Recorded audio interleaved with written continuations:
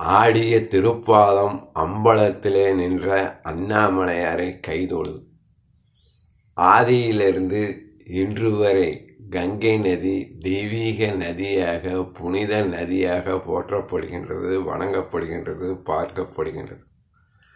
காசி மாநகரிலே அந்த கங்கையின் தீரத்திலே பல மகான்களும் யோகிகளும் ஞானிகளும் சித்தர்களும் தவம் செய்து அஷ்டமா சித்திகளை பெற்றதாக வரலாறு நமக்கு தெளிவாக எடுத்து உரைக்கின்றது. கங்கை நதி எதனால் புனிதம் பெற்றதாக கருதப்படுகின்றது, பார்க்கப்படுகின்றது, வணங்கப்படுகின்றது?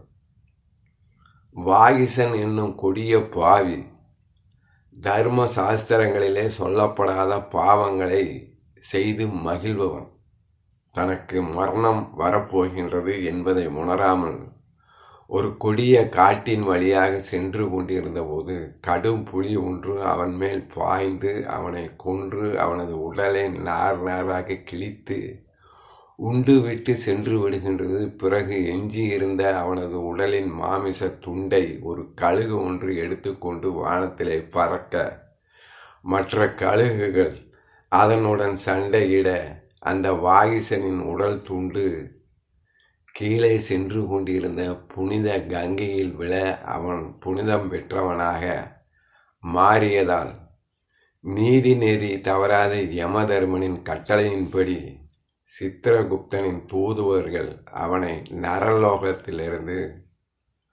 புனிதமான சொர்க்குலோகத்திற்கு அனுப்பி வைத்து விடுகின்றார்கள். ஆகவேதான் கங்கை நதி ஆதியிலிருந்து இன்று வரை புனித நதியாக, தெய்வீக நதியாக போற்றப்படுகின்றது, வணங்கப்படுகின்றது. இதன் காரணமாகவே இறந்தவர்களின் அஸ்தியை புனித கங்கையிலே கரைத்தால் அவர்களின் ஆன்மா மோட்சத்திற்கு சென்றுவிடும் என்ற நம்பிக்கை ஆதியிலிருந்து இன்று வரை மக்களால் நம்பப்படுகின்றது, போற்றப்படுகின்றது, வணங்கப்படுகின்றது, பார்க்கப்படுகின்றது. இதனாலேயே கங்கை நதி தெய்வீக நதியாக, புனித நதியாக போற்றப்படுகின்றது, வணங்கப்படுகின்றது, பார்க்கப்படுகின்றது. ஓம் நமச்சிவாய. ஆடிய திரு